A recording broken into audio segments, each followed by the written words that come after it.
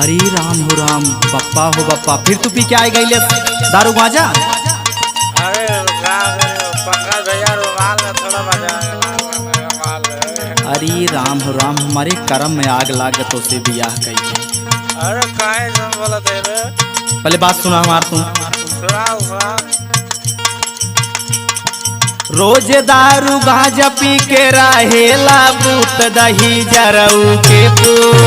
रोज दारू गांजा पी के रहेला बूत दही जरऊ के पूत।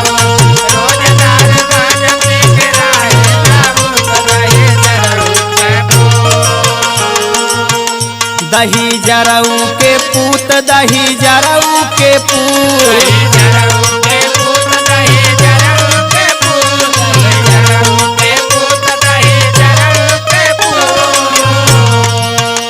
सुनत हवा ना? रोज दारू गांजा पी के रहेला बूत दही जरऊ के पूत। रोज दारू गांजा पी के रहेला बूत दही जरऊ के पूत। रोज दारू गांजा पी के रहेला बूत दही जरऊ के पूत।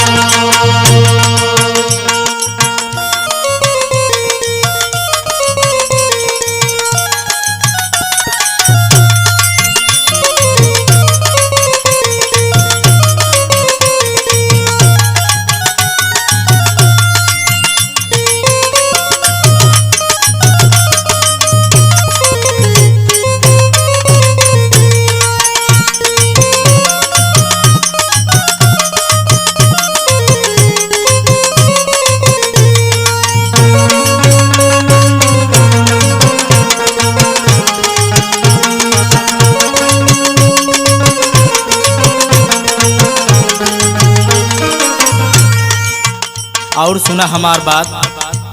बोल। आमदनी अठन्नी बा खर्चा रुपैया। खर्चा रुपैया हो खर्चा रुपैया, खर्चा रुपैया हो खर्चा रुपैया। ऐसे ना सेड़ी बाज मिल गईला सैया।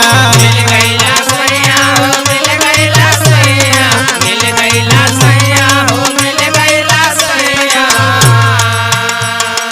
आमदनी अठन्नी बा खर्चा रुपैया, ऐसे ना सेड़ी बाज मिल गईला सैया।